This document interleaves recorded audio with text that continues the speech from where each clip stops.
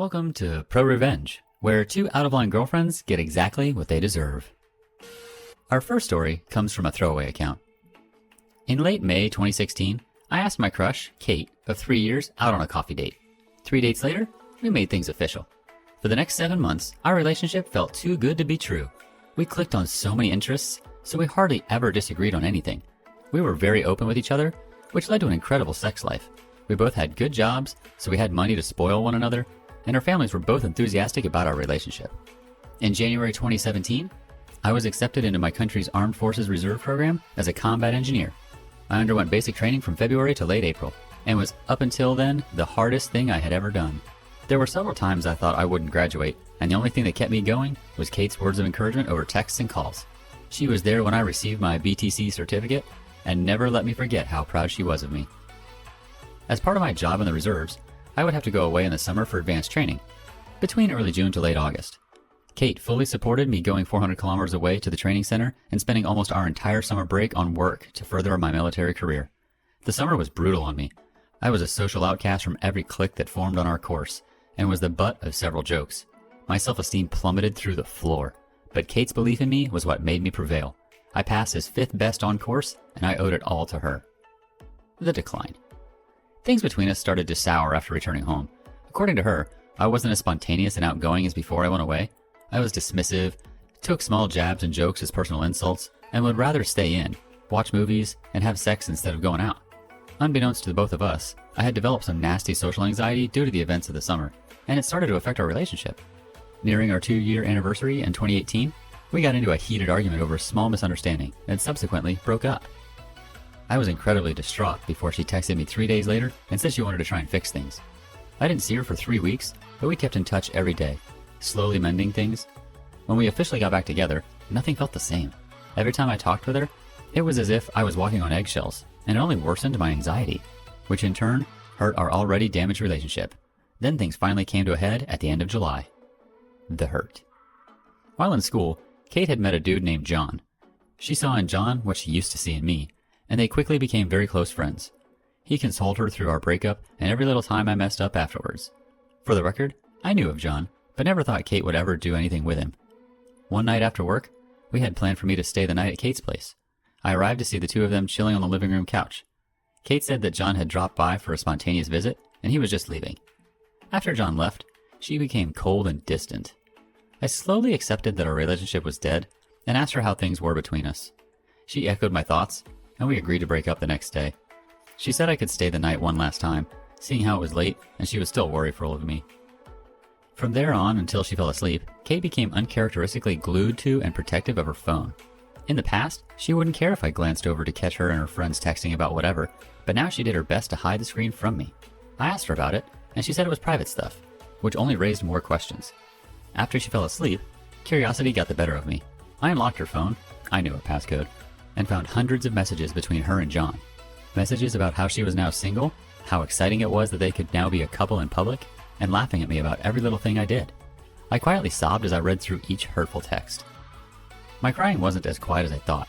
Kate stirred, and once she realized what I was doing, she threw a fit. I couldn't find the anger of words to combat her, so I just grabbed my stuff and left, with Kate shouting and yelling at me the whole time. It was late in the morning when I got home. I just broke down and ugly cried all night. I called in sick from work the next day and spent it sulking in my bed. The day after, I got several angry texts from Kate's friends and family. In a bid to save her image and denounce anything I might say about her, she told anyone she knew that I had forced myself upon her that night in one last attempt to get some before we broke up, and left after the deed was done. Though what I had done was scarring, she refused to press charges because she didn't want to make a circus of her life in court, and was the bigger person by doing so. I spent the next few months in fear that her allegation would have me discharged from the army and my image forever tarnished, but nothing ever happened. The revenge. 5 months afterward, Kate DM'd me. After pleasantries, she basically apologized for the whole thing and actually admitted to faking it. Though she would never publicly admit it to save her own reputation, my image be damned. This angered me, but I kept cool. I screenshot the text and continued talking with her. Over the next 3 months, she entered into a cycle of events as follows. Complain about her current life situation, usually about John screwing up in their relationship in one way or another, and asking for advice. Lamenting our relationship, how I never screwed up like John did, how she wished we could go back to the way things were, blah blah blah. ignoring me because John finally pulled his head out of his ass, did some huge romantic gesture, and saved the relationship. Going on a smear campaign on social media about our relationship, employing her friends for help, knowing in full that I would see it all, and trying to bait me into an argument. It would work. She would try to turn the argument around and paint me as the bad guy, and then block me for about a month before repeating the cycle. This happened 3 times, like clockwork, and always left me burnt out and broken. But a part of me wanted it to happen. Each time it did, I took screenshots of every damning thing she said. I had a full SD card of everything I compiled before I finally decided it was time. Making several picture copies of the worst text messages I caught, I bought several manila envelopes and mailed them to everyone I thought would matter to Kate. Her parents, grandparents, extended family she was super close with, best friends, work boss, coworkers, teachers, whoever I could find a mailing address for. I made sure that anyone getting the envelope would know that the texts were between me and Kate and sent them off. Within 3 weeks, I got results. Some of the people who messaged me to shame and insult me before now apologized for their words. My favorite was from her own parents, who went on to say that they were deeply sorry about their daughter's behavior, how they raised her to be better than how she acted, and to please not pursue any legal actions. The thought had crossed my mind, but I didn't have the money nor the mental fortitude to fight a legal battle. I told them I'd think about it, and that they'd be the first to know besides Kate if I did. Kate sent me some texts as well, with things like, "How could you betray my trust like that?" Or, "You ruined my life, you bastard." I didn't reply. I just read every angry text that flew in with a satisfied grin, and then blocked her when they stopped. I never fully found out how badly her life was affected by my revenge, but I do know that she dropped out of school and no longer has a job. I hope John was worth it. Hey, original poster, this is such a hectic story, and it really sucks that you had to go through the stress of her cheating and lies. I commend you for powering through the situation and keeping your cool while collecting the evidence to strike back. Our next story comes from the user, "Just Wait It Gets Better." As a dumb freshman, I rushed into a relationship with a freshman girl who lived right above me. We'll call her Megan. It was convenient for me to date someone who lived so close, but everyone else in our building hated Megan because she talked a lot, and almost exclusively about herself. She bragged often about being a fairly aggressive person, but somehow I overlooked that mile-wide red flag. Right after Thanksgiving break, at the end of an evening class, I got a call from my mom, who noticed some unusual activity on my checking account. Back then I had no credit card, so this account/debit card was my only access to my savings while I lived on campus. I rarely needed to buy anything during the semester, so I was puzzled to find that $104.29 had left my bank account over 2 weeks, in the form of 6 Grubhub food orders. At this point, I trusted Megan, but I decided to ask her about the money right away. She denied any involvement and suggested that I cancel my debit card. After a really long phone call to the bank, I did just that.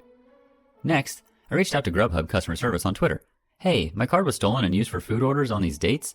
Can I have the receipts?" They sent me the first and last receipts, but they had to redact the personal info of the account holder. I say redact in quotes because they just used the Snapchat draw tool, and Megan's name was clearly visible on both receipts. What's more, the most recent receipt was only 2 hours old. She was probably still eating when I chopped up my debit card. It's worth noting that she and I both had unlimited dining plans, paid for by our respective parents, and we lived 500 feet from the nearest dining hall. She didn't need to order food, and she definitely didn't need my money to do it. So I texted her again. "I have the receipts from Grubhub. Are you sure you didn't make those orders?" Her reply, "Thank you for suspecting me." Fairly aggressive, wouldn't you say? I hatched a plan to collect security camera footage of her picking up the order from that evening. However, by midnight, Megan arrived at my door in tears and confessed to everything. Plus, she admitted to being a serial shoplifter. Exhausted, I sent her away and decided to deal with everything in the morning. By the next day, everyone in our building seemed to know what was going down, probably because Megan had already begun broadcasting her version of the story. I sent Megan a breakup text and decided that $104.29 was a loss. At least I escaped unscathed, right? Well, less than 2 days later, she entered my room when I wasn't looking. I was sitting at my desk when I noticed her standing silently behind me. Megan, "Give me my stuff. Where's my stuff?" Me, "What stuff?" Megan, "You know." I did not know. She tore through the room, looking for something that she refused to identify. Just as quickly as she came, she was gone, and I locked the door because obviously this wasn't over yet. Within a minute, she was back. She stood outside my door, knocking and demanding I let her back inside. The knocking quickly got more violent. She started shouting, "I know you're in there," and "Open the motherfucking door." Mind that we lived in this building with students in our program who all know each other, and all of them could hear her. Pretty quickly, Megan was rattling the handle of my door. Next, she began throwing herself at it, shoulder first, trying to break it down. I lived next door to my RA, but judging by the lack of any intervention, he was elsewhere. So I whipped out my phone and texted him to send backup. Meanwhile, I saw my heavy wooden door bending and buckling. I even heard it crack a bit. My RA was on duty in another building, so he sent 3 of his colleagues to de-escalate the situation.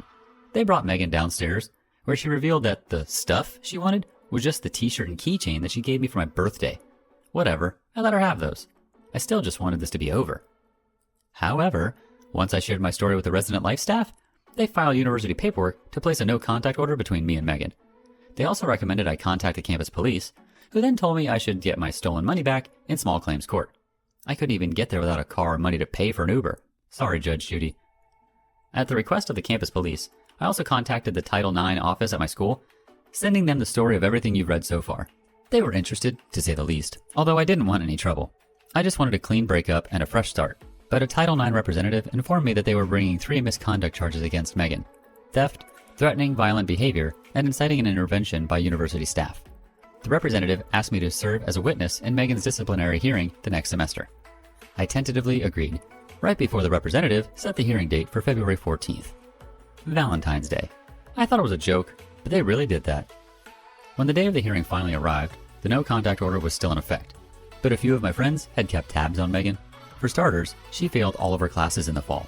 Someone in my math course confessed that Megan had tried to sleep with him while she was dating me, and he had to repeatedly tell her no. Even worse, Megan kept telling a twisted version of the whole story to try to turn my friends against me. So, when I found out that she had found a new boyfriend, it felt good to know that the V-Day disciplinary hearing ruined whatever evening plans they might have made. I arrived alone at the disciplinary board office, unsure what to expect. The board consisted of grad students, and the hearing was expected to run into the night. Unlike me, Megan did not come alone. She brought both of her parents as character witnesses. That wasn't even a thing here. This wasn't a real courtroom, as you'll soon see. And that's not all. Megan's parents also paid a lawyer to defend her against the charges. The board knew that was unnecessary, but Megan's parents believed so strongly in their daughter's innocence that they had already paid this 3-piece suit to make her case. In the name of fairness, the board members offered me pro bono legal representation, a junior economics major who we'll call Jimmy. Jimmy had already read my account of the events from the fall, and thanks to my screenshots of Grubhub receipts, he said there was an okay shot of the charges sticking. Then I told him something I'd kept secret for months. When Megan tried to break down my door and I whipped out my phone to text my RA, I also filmed the whole thing. Jimmy couldn't get enough of the video. There was Megan, kicking and screaming and clearly trying to break into my dorm room. It was all the evidence I needed, and no one saw it coming. In the hearing, when the time came for me to take the case against Megan, Jimmy played the video on a big screen in front of everyone. The room went insane. In that instant, I realized that Megan really had convinced everyone I was a liar. In her version of the story, I gave her permission to buy food using my account. She told her parents that she'd asked me politely for her belongings, which I'd rudely hidden from her in my dorm room. In Megan's story, I was the sociopath trying to ruin her reputation. Before I unveiled the video, it was her word against mine. I still didn't want revenge, even after finding out that Megan tried to cheat on me. But when I saw her parents flipping out at the video, "Why didn't you tell us you did this?" and her lawyer raising hell, "This evidence was not provided in pretrial disclosure," and a board member standing over him, "Sir, this is not a court of law. Please return to your seat," and him shouting, "Objection!" and her replying, "We don't have objections. This isn't a court of law." And Jimmy, my new best friend, just trying not to laugh out loud. That's when I realized how good revenge can feel when it's fair and deserved. The board found Megan responsible on all 3 charges. My side of the bench recommended the university terminate her housing contract and force her to pay restitution. Her side recommended only restitution and a reprimand. The board compromised. Her family paid back most of the money she stole, most because 2 of the 6 orders had the same price and the lawyer convinced the board I had duplicated an order. And Megan was forced to move into a different dorm building. This probably would have helped her anyway, because every student in our program's building knew everything she'd done and lied about. They wouldn't speak to her, and no one wanted to be her roommate. By the time she had to move buildings, she'd already failed all of her courses again. Having paid for her tuition, her unused dining plan, her lawyer, and her restitution, Megan's parents finally pulled her out of school. Where are they now? Last I heard, Megan returned as a part-time student, but I never saw her again because the no-contact order still stands. I'm now Facebook friends with the guy Megan tried to seduce. Oh, and Jimmy and I connected on LinkedIn. As for me, well, I no longer date fairly aggressive people. Wow. First she steals original poster's money for literally no reason because they had full dining accounts, and then attempts to cheat on him. It's clear this girl didn't care about our original poster. While the punishment she is facing is pretty extreme, she brought it upon herself, and revenge was necessary. Good job, necessary.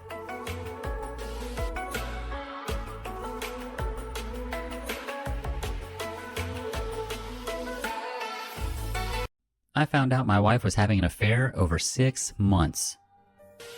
Finding all this out really came as a shock to me.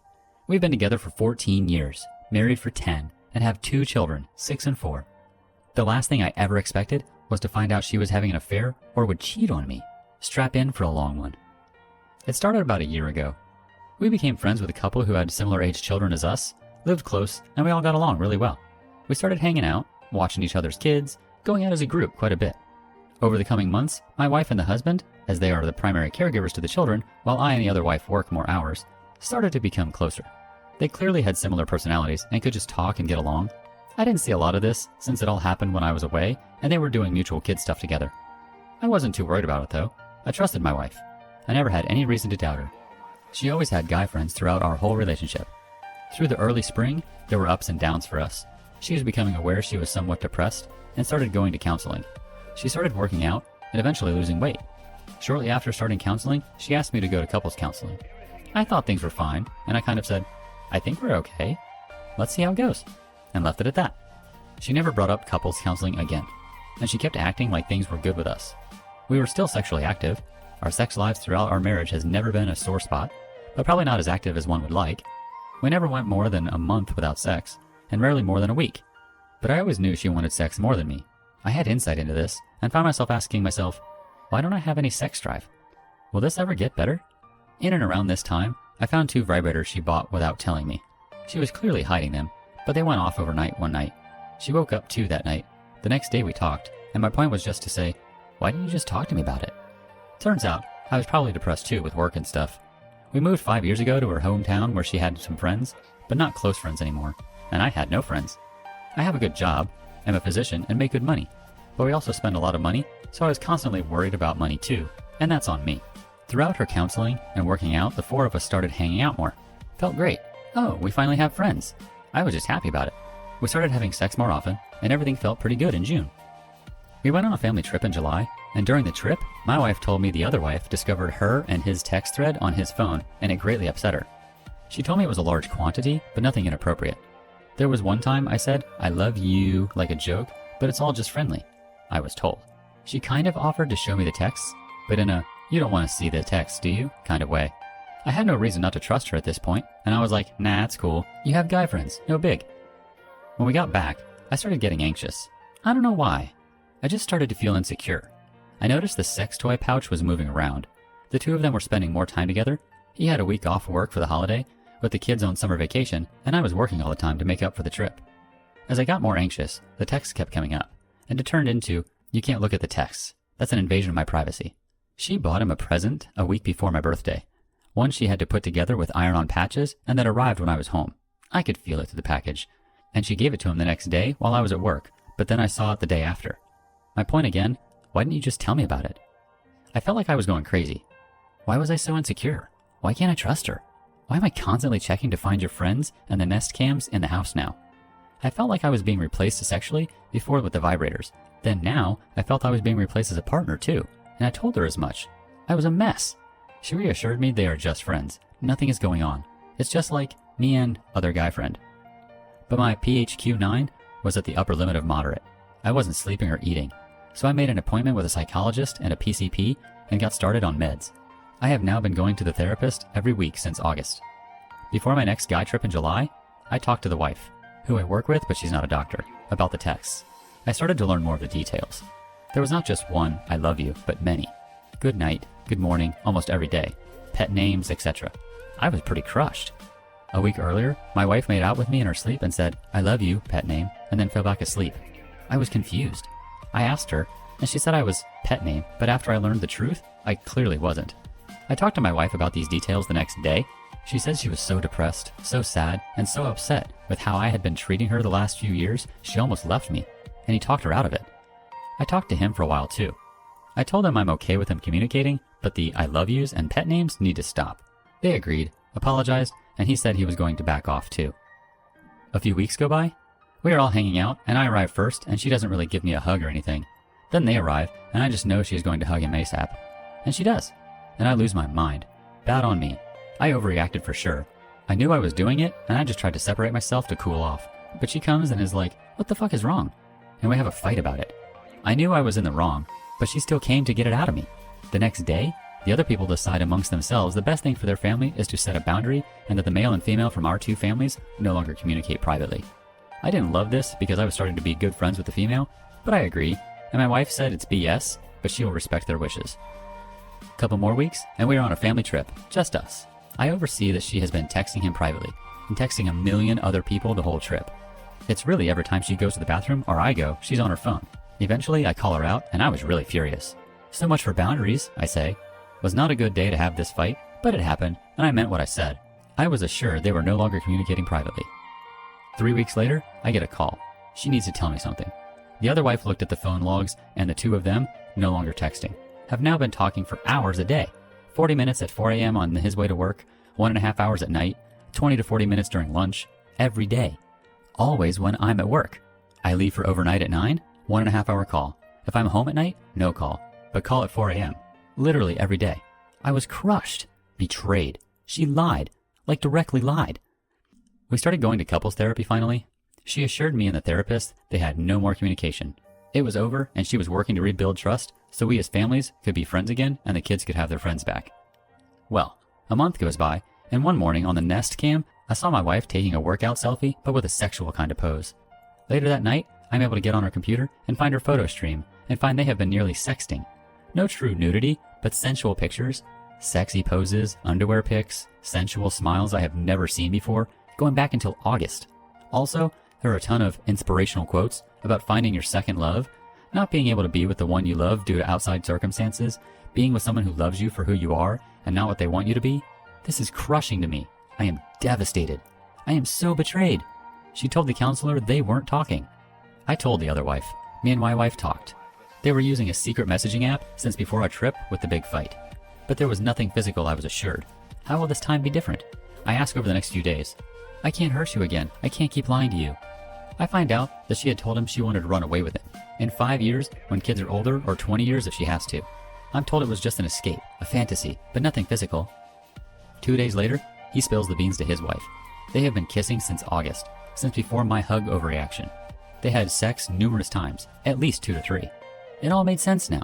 She would go run errands during nights she knew the wife would be at work, and either I would be home, or she would hire a sitter and she would go over there. The first night she went over, I had a bad feeling because she turned Find Your Friends off and hired a sitter before I got home from work. I asked her the next day and she said, "No, I went to my friend's house. See, here's this picture I took with her." But this was definitely the first night she went to his house to sleep with him. She made sure to take a picture as an alibi. And my wife still didn't tell me about this. We went to couples therapy. She explained the pictures and made a point that nothing physical happened. And then I came out with what I knew. I couldn't hold it anymore. We cried. I was devastated. She was ashamed. However, the next day, she went to his work to try and talk to him, to get closure and tell him sorry. He sped away and she followed for a bit, then turned around and called me. But how can I be sure that's what she wanted? How do I know she didn't go to see if there was something left with him and he wasn't just ignoring her because of what his wife made him do? Now she says she's sorry. She's crushed by what she did too and can't think of anything else. In the meantime, we had another therapy appointment and we go back tomorrow. We had a long talk about what this means, and I think we both know this is heading for divorce. I'm not ever going to get past this, I don't think. I won't be able to trust her again. I can't. Everything I found out because someone else, or I, discovered it. She told me nothing that someone else didn't already discover through this whole process. I guess I'm looking for some insight into what she might be going through. There's still no transparency. She has changed all her computer and phone, iPad passwords. The therapist asked if she would share her passwords and she was like, "No, it's my privacy." And the therapist was like, you kidding me? If you want any chance of this to work, you need to be 100% transparent. But she still isn't. I don't want to have to ask for everything. At this point though, I don't even want to know. And I'm asking how to proceed tomorrow and the future. The legal stuff I can work out. I've talked to a lawyer, but timing is tough. Do I tell her tomorrow I want to start the process of in-home separation? We have a guest bedroom. Do I separate our accounts? Everything is joint right now, but I make the majority of the money and everything is going to be split 50-50 in the end. So would this just make things acrimonious? Do I continue to just hold until our next couple session in January after the holidays? Update 1. Well, we made it through the holidays. We moved bedrooms, agreed to separate officially, and be okay seeing other people if we wanted. Christmas came and went with just a little fight, and overall was cordial. The more time we spent together, the more I knew this was the right decision. Eventually I can heal, but I can't trust or get annoyed by all the little things. I listened to Leave a Cheater, Gain a Life audiobook, and it was extremely helpful. Anyone who finds out they were cheated on should listen or read it. New Year's was especially tough, as it was basically the 14-year anniversary of our relationship. And although I was with my best friend ever, it was me and 14 other people, all couples. I should have stayed in town and spent the day with my single friends, maybe, but I needed to see my old best friends who all knew my wife as long as I have. We had one last family vacation last weekend, a museum trip we had promised our son for his birthday but never got around to doing. It was good for the kids. It was tolerable most of the time, but the more time I spent with her, the more annoyed I got. Little things, and also being on her phone a lot towards the end of the days, but I held it together. I knew I had every justification to file and spring things on her and separate the finances, but I didn't. I talked to my lawyer a lot, kept most of the finances joint, and she hasn't moved money or anything. I let her see a lawyer, and after seeing him, she told me either she can file or I can, and I told her I would like to, and was going to file as soon as possible, and she said she was ready. So I filed yesterday, which felt great. Now she almost has a job. She has found a house, and as soon as it's closed, she will start moving out. We can still coexist in the house. I think things will go smoothly, which we both want. We have agreed on custody arrangements, and due to my schedule, I can have them for a lot more time during school days than most people. I get days off during the week and on weekends, so I can pick them up at 2 on school days and have them all day, versus just picking them up at 5:30 if I have a 9-to-5 job, for example. We agreed on holidays, etc. Just have to get the details hammered out in writing. I know it's unusual and maybe a little risky, but it was worth it to keep things amicable. I'm going to have to interact with her no matter what. I don't know if we will ever be great friends or not, but we still need to be able to coexist in the same room and be able to smile. A couple other things. After separating and agreeing we could see other people, I did get involved with someone. It gave me some insight into what it's like to be desired and wanted, and into what she and I were both missing from our marriage. That was good, and things were fun, and that's all I signed up for from the beginning, and she knew that. But then I could tell she was getting the feels and was trying to let her down, and she told me she loved me. After 12 days. Eek!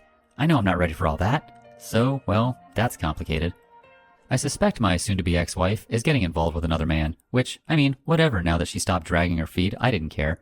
But he's married too. She knows him through a volunteer thing, she's on the board and is doing a lot of little work, and he's the new president. But they are exchanging 500 to 600 texts per day since a day or two after Christmas, that I can see since they are SMS. I can't see the content, just quantify. For example, while we were on our family trip, she sent and received 270 messages from 6 to 8:30 p.m. while we were at dinner and doing bedtime, which seems excessive. She went over to do some work with him last night and was there from like 8 to 11, which isn't too long. I also have some suspicions based on text timing and frequency she has been going to his house other times.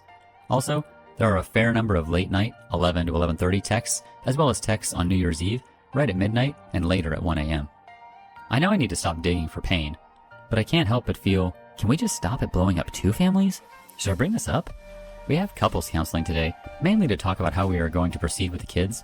It will probably be my last session, but I don't know if I should bring this up or just let it go and or bring it up after the divorce is finalized. I also have some suspicion she knows about my girl, at which point I should probably just let things be, but she isn't saying anything. My lawyer knows all about both points above and didn't really say anything one way or the other. I also think she could be back in contact with her AP, but I'm not sure. There was a screenshot of her secret messaging app taken on 1/1. It was scrolled up, and I don't know when the messages were sent that the screenshot showed, but it was a new picture of him I hadn't seen before with a longer beard than this fall, and his name in the message was Default, whereas it was Name in previous screenshots. I haven't seen any other evidence, and I'm going to let this be for now, but it wouldn't surprise me. Final update. She moved out. Well, it's done. She moved out. Tonight is the first night she's not sleeping at the same house as I. She has the kids too. It's okay. I feel well. I found some good friends to hang out with tonight, and I have friends coming over tomorrow and the next night. It's still sad. I miss the good times. I miss what we had. I look at our wedding photo and see how happy she was and wonder, what changed? What went wrong? I'm not sure I'll ever know. I'm going to be okay. The kids will be cared for by both of us. I still love her, but realize she has changed and doesn't love me like she used to. My Bubba. I will miss her. I'll never forget her. I'm so sad right now. I was okay, but not now.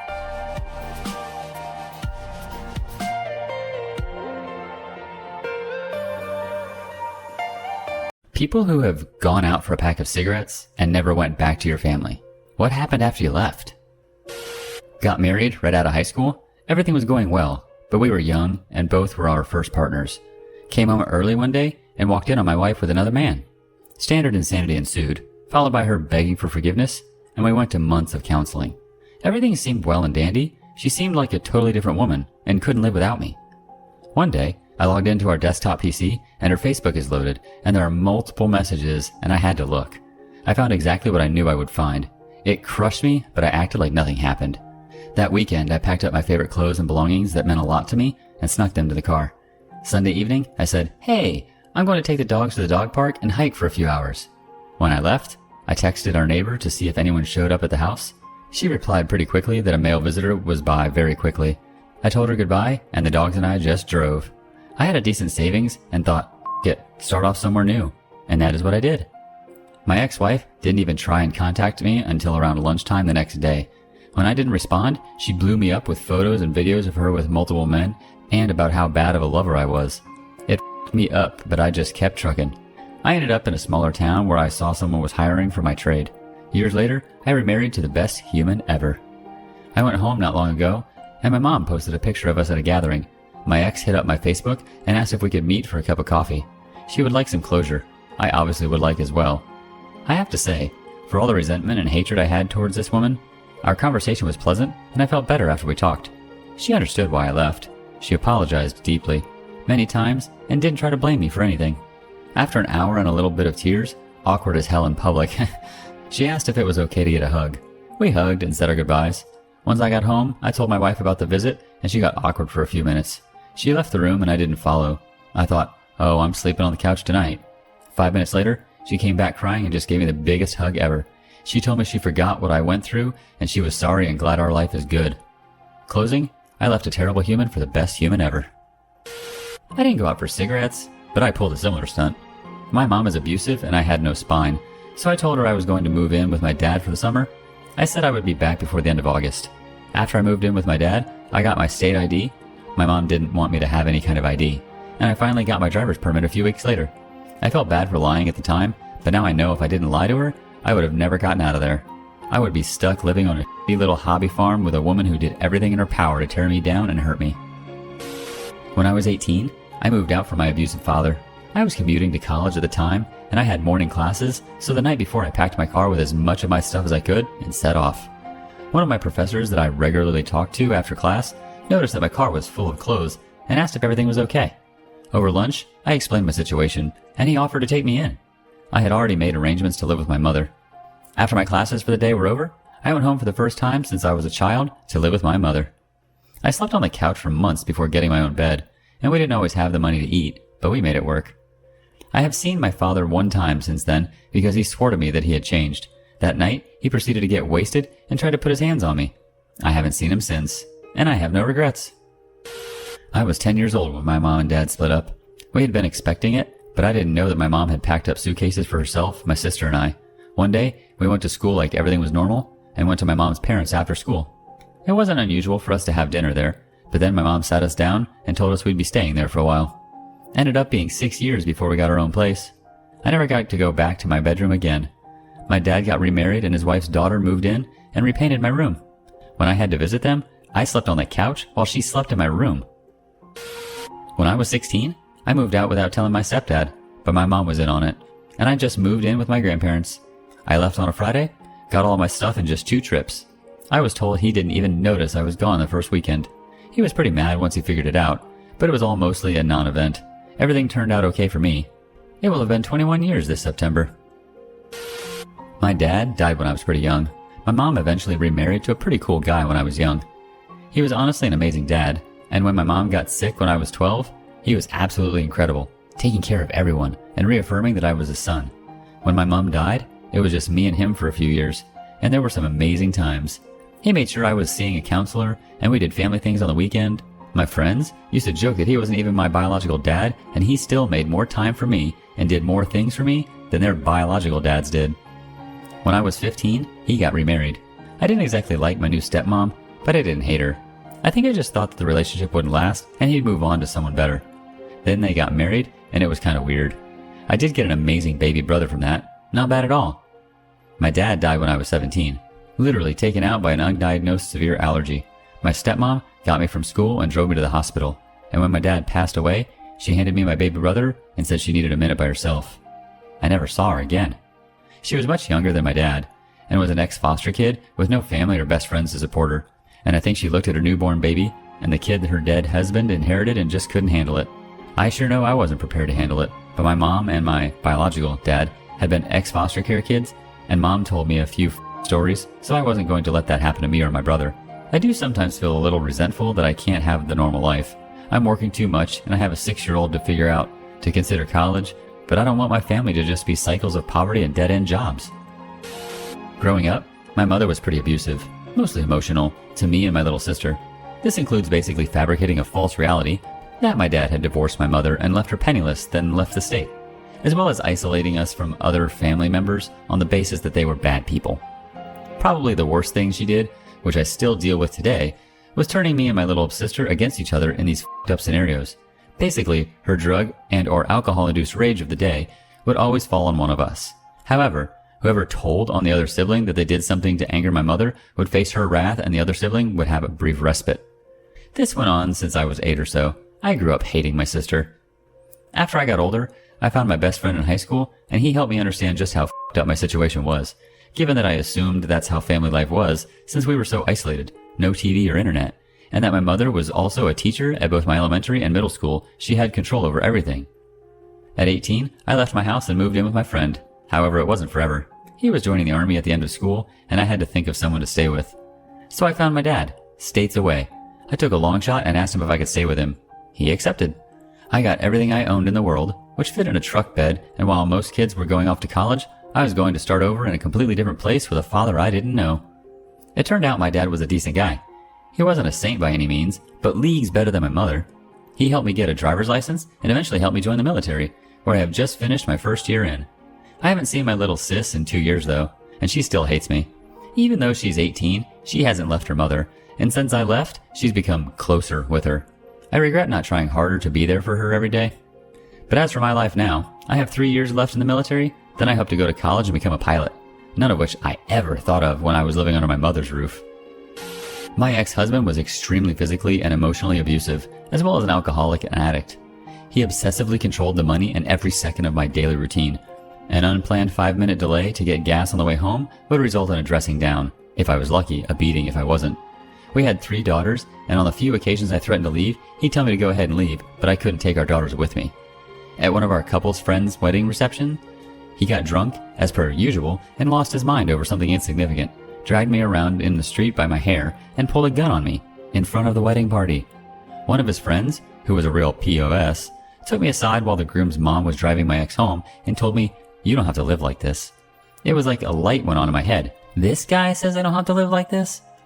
It took me a couple of weeks to put a plan in place, but one morning after my ex left for work, my dad helped me pack everything that would fit in a U-Haul, and I got the fuck out.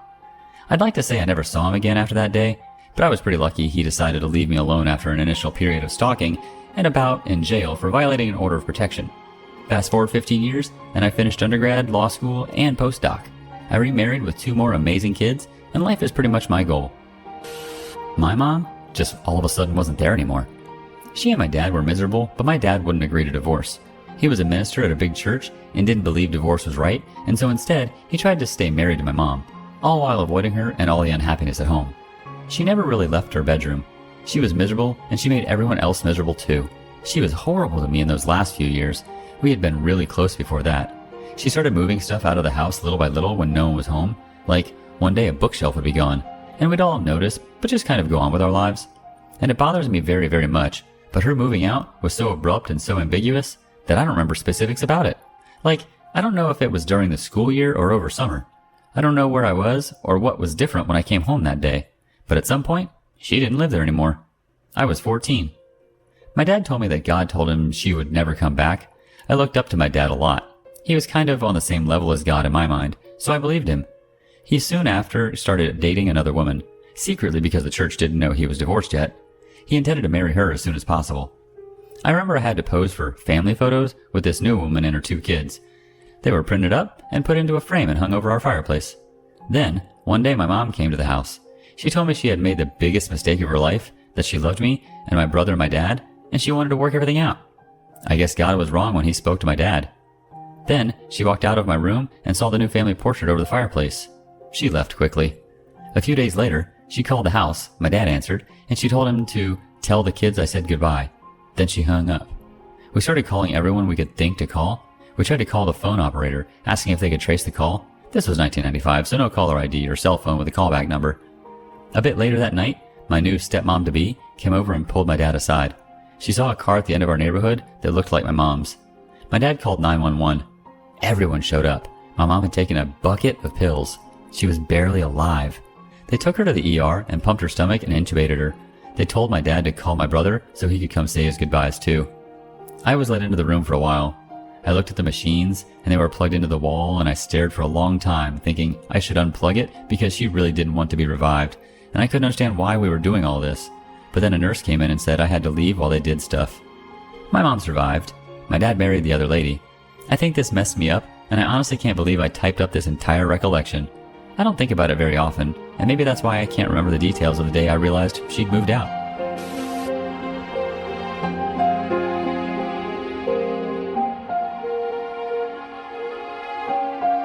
I installed a hidden camera in the house and caught my girlfriend cheating. Where the f do I even start? My girlfriend, 20, has been living with me, 21 male, and my family for the past 2 years. Been together for almost 4. She got into a huge fight with her dad and decided to move out. My mom, being the kind person she's always been, offered to let her live with us. I agreed, of course. I loved her. Loved. Now, I've always been somewhat of a jealous type in a relationship, but not the crazy kind. The title suggests otherwise, I know, but it was the only way to the truth. My suspicions first arose about a year ago when I was playing this board game, Codenames, with my sister, 24, her boyfriend, 24, and the cheating. Let's call her Stacy. Stacy and my sister's boyfriend were on a team together, and right away, I didn't like the energy they were giving off. She was laughing at all his jokes, he was teasing her about some. It all just looked flirtatious to me, and I wasn't having any of that. That night, I talked to her about it, and she told me that it was nothing. Of course. During this time, I was going to school and had a job working as a cook, so I was out of the house most of the time. Some days, I wouldn't get home until midnight. My parents worked 8 to 4 jobs, as well as my sister. My girlfriend only worked weekends, and she took her schooling online. My sister's boyfriend is in construction, but his schedule is 2 weeks on, 2 weeks off, most of the day. Stacy and my sister's boyfriend were home alone together. My suspicions only grew ever since that board game night. Every time they were in a room together, Stacy would barely look at him anymore. They'd make small talk here and there. I could tell the dynamic of the relationship changed. I confronted Stacy again, asked why all of a sudden she was acting so awkward around him, and she said it's because she doesn't want to upset me. At this point, I felt bad for making her feel guilty. I said I'd never bring it up again, and I kept my word. Until 6 days ago. I was lying down on the couch upstairs in the living room. Stacy was in the kitchen, which was half visible from where I was, making a smoothie. My sister's boyfriend comes downstairs and starts making lunch for himself. I couldn't see what they were doing, but I pretended not to care, holding my phone to my face. I could barely see their figures in the back door's glass reflection. They were shifting around each other, trying to do their own thing, when all of a sudden, he slaps her ass. In that moment, I felt frozen. Every part of me flared up. After my sister's boyfriend went back upstairs, I got up from the couch, went to the front door, and put my shoes on. Stacy comes toward me and says, "Where are you going?" And I just responded, "Really? I just saw what happened." And then I left and slammed the door behind me. She chased after me, getting all angry, trying to act as if nothing even happened.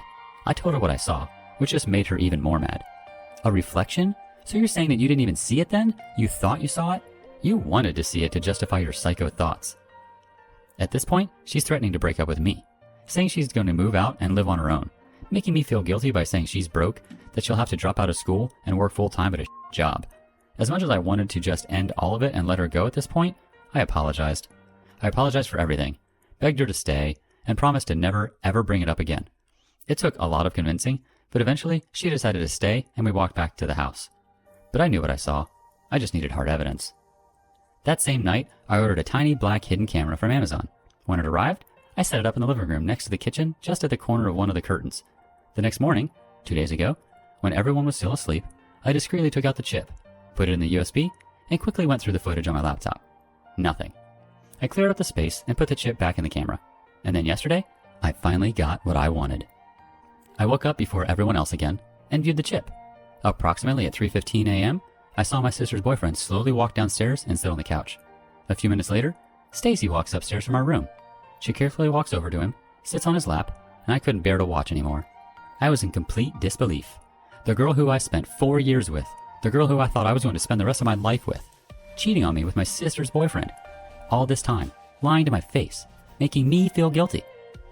I went back downstairs, woke up Stacy, placed the laptop in front of her, and played the video.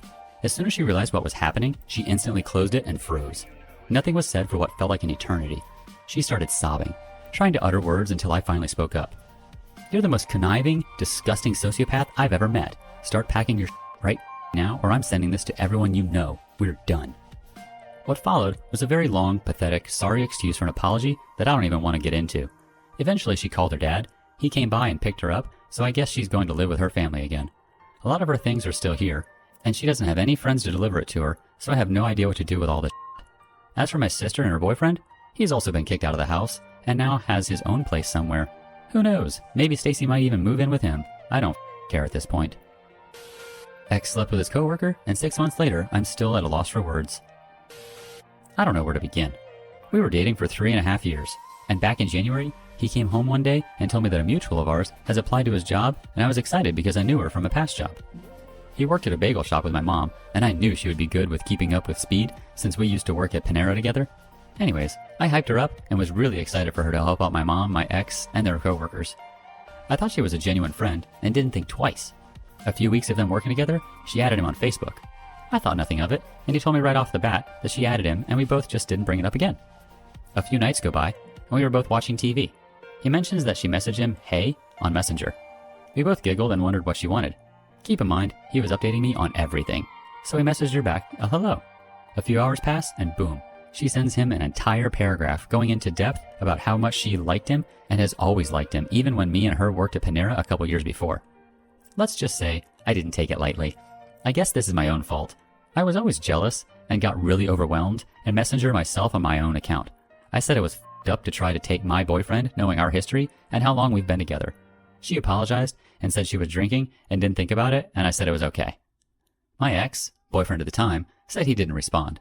I asked him the next day to remove her from his Facebook, and we can call it at that. We both went to work, and I worked later than him. He would get off at 3, and I would get off at 5. My job is really laid back, so I play on my phone all the time. I noticed that both her and him were both logged on to Facebook at the same time when 3 o'clock came around.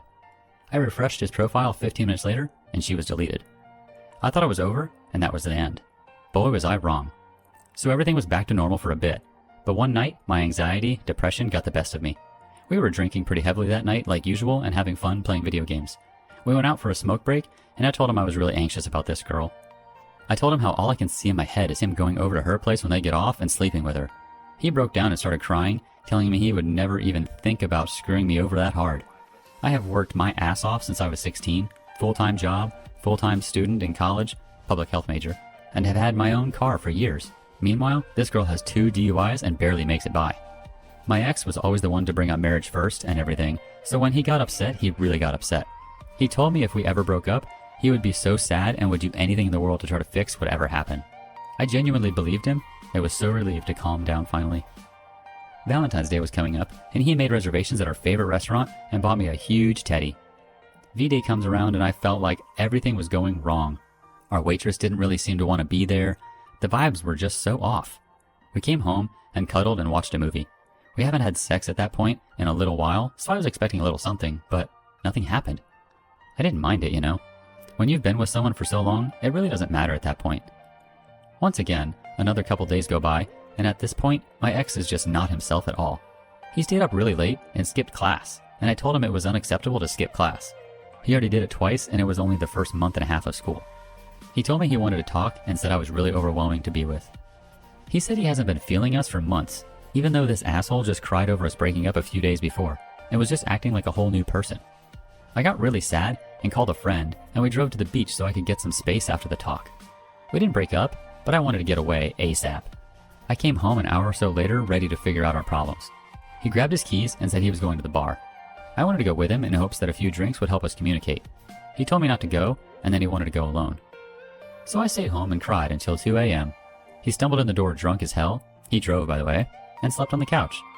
The next morning, I asked him what the heck was up, and if he wanted to be single, he needed to just tell me instead of ignoring me. He said he did want to be single, and I called it quits right then and there. I called my best friend and asked her to come help me pack. We lived in a 2-bedroom townhouse with 2 dogs.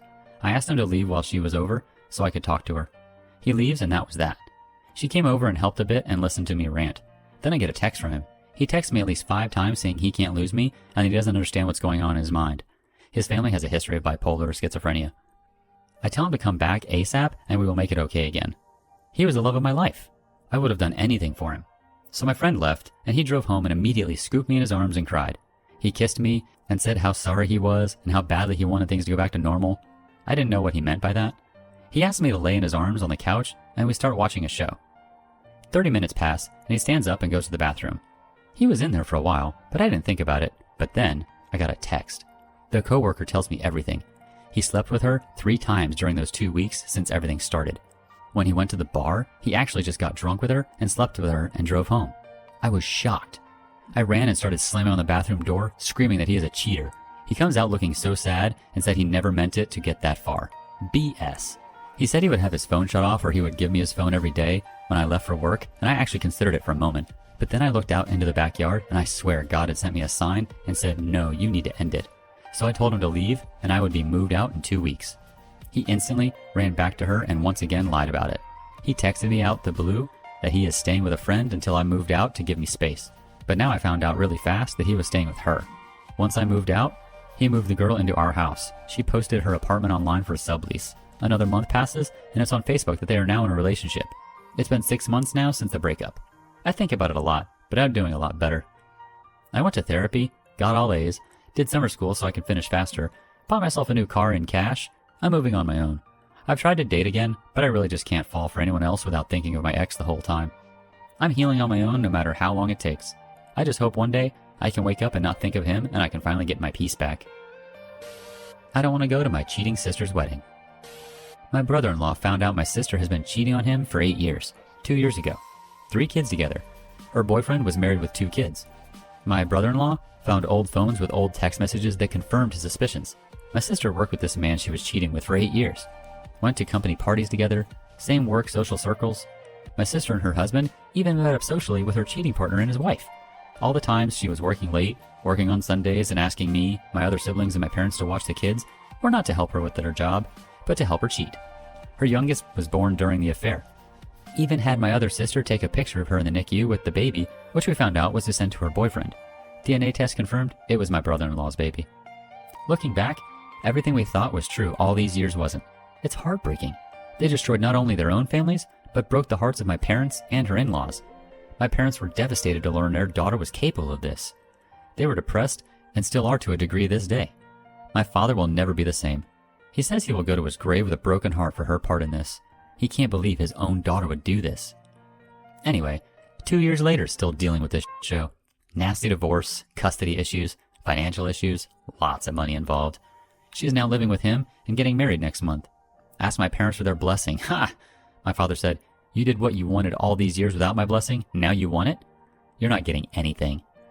I want nothing to do with this wedding, but I feel bad for her children.